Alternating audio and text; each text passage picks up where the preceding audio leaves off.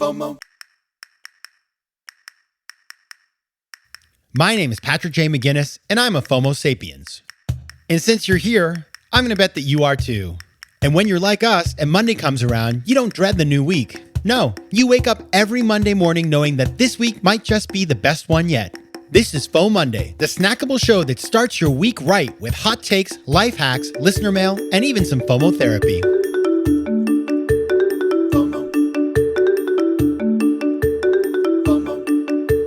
Welcome to FOMOnday. Of course, this is the companion show to FOMO Sapiens. We'll have a whole new episode of FOMO Sapiens for you on Thursday. But until then, happy FOMOnday. I'm your host, Patrick J. McGinnis, venture capitalist by day, author and podcaster by night, and FOMO Sapiens 24/7. Now, it's the new year, 2022.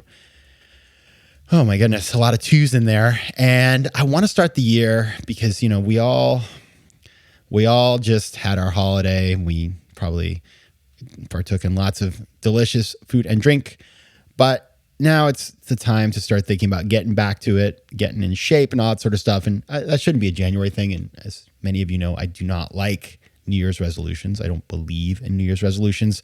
However, I just saw this interesting article, and it was a study. This is not the most catchy title ever, but the study was called Mega Studies Improve the Impact of Applied Behavioral Science.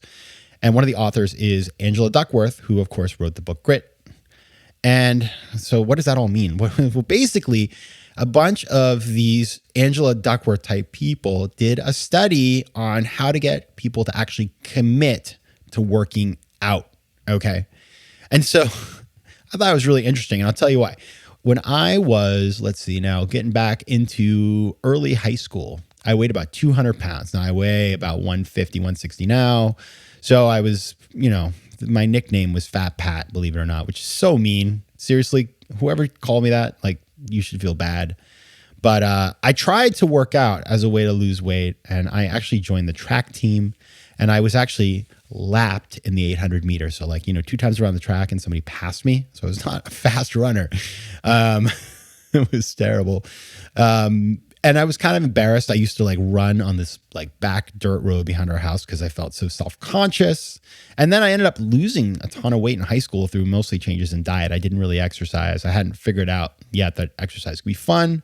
Then in college, I started running. And then after the financial crisis, I got into real running, and I run a marathon. And now I run some, and I do a ton of sort of cycling, and I do yoga. So I do a bunch of exercise, and I love exercise, and it feels great to me, and I feel like I need it for many reasons, not just, staying in shape for the looks part of it, but the mental part of it. But I know that for many people, it's really hard, and it is hard to stay with a routine. So this study, which again, is called Mega Studies Improve the Impact of Applied Behavioral Science, looks at how people will stick to their routines using just a few elements. And it's a cool study. I guess it's pretty major because it involved more than 60,000 US gym goers. And they basically had a 4-week program that they put them through that was designed by 30 scientists from 15 different universities just to get people to go to the gym regularly. I guess they can, once you're in the gym, they're assuming you're not just watching the TV. And so what they did is they had these sort of prompts, an automatic system that sent text messages reminding people that they had scheduled a time. So they basically scheduled a time at the gym, and then there was a reminder to tell them that they had to go. And then there was an incentive program that awarded points for every workout, which could be redeemed for small cash rewards. And we're talking pennies on the dollar. Now, it actually was kind of interesting what they found out. They found out that it's easier to develop an exercise habit than to keep at it. And in fact, 45% of these interventions, these different nudges, significantly increase weekly gym visits during the 4 weeks of the study. And that's in the increment of that it went up was between 9% and 27%. But they also found that just 8% of the people really created a lasting change in their behavior after the period was over. So that's the challenge. How do you keep it going? And so what I want to talk about today is 7 different ways, count 7, lucky 7, that you can actually stick to working out, which, I think we all want to do. FOMO. All right, let's get to number 1. Number 1 is called temptation bundling. Basically, it's like you choose an activity, a secondary activity that you're only going to do when you're working out, like watching a show or listening to a favorite podcast like FOMO Sapiens. And the idea there is that basically you really want to listen to FOMO Sapiens. Therefore, you will endure the running to be able to do that. And I think that's a pretty smart way to go. Like, it gets you out of bed in the morning at least. And then once you do it, you realize it's not so bad after all. I actually feel pretty good while I'm doing this. But it's a great way of using that carrot of the temptation in order to do the thing that is less sort of obviously pleasurable. Number 2, make a plan. Set a calendar reminder. And this is something I do with meditation, by the way. I have a 5 o'clock every day meditation prompt so that if I haven't gotten to it yet in the day, I know, oh my goodness, got to do that. And then I will figure out when to do it. And I do that myself actually with exercise. So I actually, a lot of times, will sign up for a class or something at my gym and it will send me a calendar invite and then it's on the calendar. And so I know it's in my day, I've made time for it and I'm able to go out and do that. And so it really helps you from a scheduling perspective, just to make sure you have the time in your calendar to do things. Number 3, accountability partners. Again, this is something I learned from meditation exercise, is having that other person who also shares your goals and objectives and is going to be there to remind you to do that thing. So when it comes to accountability partners when working out, you can always find people who are willing to commit to meeting you at 6 a.m, 3 days a week to go for that run. Now, I don't like the 6 a.m. thing, but I at one point, I remember I used to go to the gym with my best friends from college, and just knowing they were there, you kind of wanted to hang out. It was more social and fun, but also it's like, well, I wanted to run a little faster on the treadmill so that they would think that I was, fast and strong. And so having those accountability partners and scheduling into my calendar with them was very, very helpful. Now, the next one, I thought this was really interesting in the study that they did, was that FOMO actually is a successful intervention, because they actually had a feature in this study that they would say this kind of stat letting users know that more Americans are exercising than ever before and that getting fit is a growing trend. And just by sending people that message, actually people were more likely to go to the gym. And so what does that mean for you? I think what it means is following people on Instagram or on Twitter or consuming media that has to do with wellness and well-being and fitness. When you do that, you're going to consume content that's just going to make you more likely to want to try those things out at the gym or elsewhere. And so, for example, I follow a couple of these Peloton instructors on Instagram, and I will, I'll admit it, like when I see them on there and they're like doing their workout or whatever, it makes me think, oh man, I should probably try to get out and do a run today or something like that. So they give me a little FOMO, and FOMO, obviously we know, is a powerful motivator that can be helpful as you think about working out. Next, make it fun. I just mentioned Peloton. Why is Peloton so successful? Because it's fun. You may not like all the instructors. Like, I'm not a Cody fan. It's just too much chitter chatter for me, but it's inspiring. It's fun.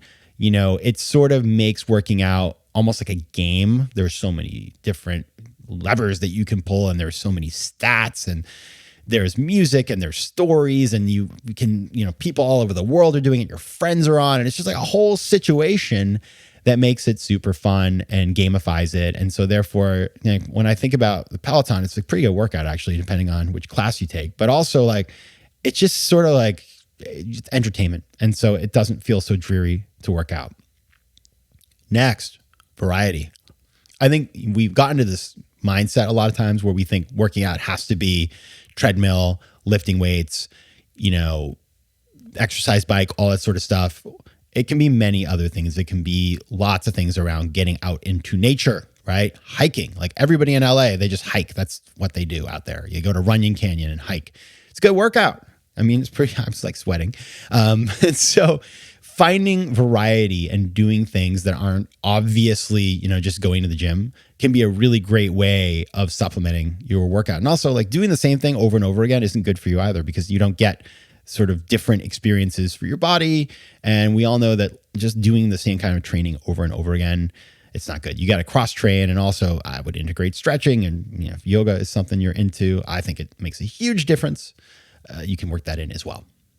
And finally, set a big audacious goal.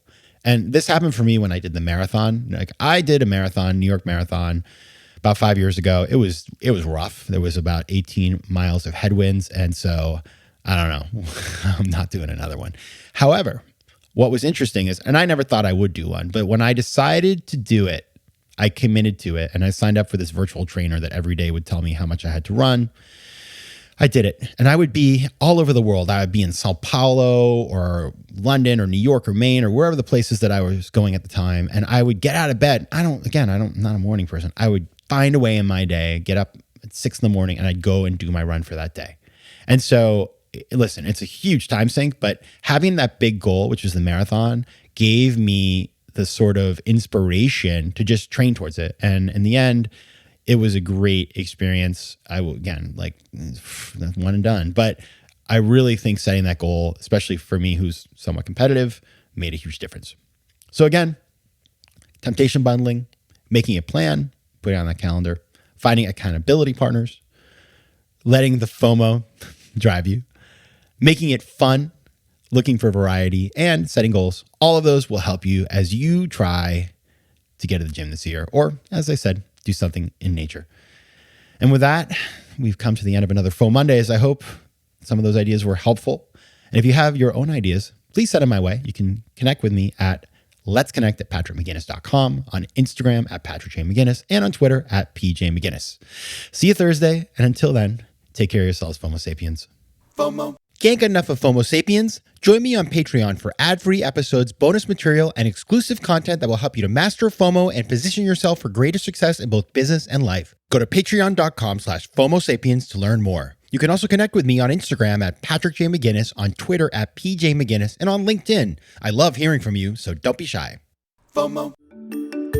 Want more FOMO Sapiens and FOMOnday? Head over to FOMOsapiens.com where you can listen to past episodes, learn more about the show, and find out how to advertise. You can also connect with me on Instagram at patrickjmcginnis and on Twitter at pjmcginnis.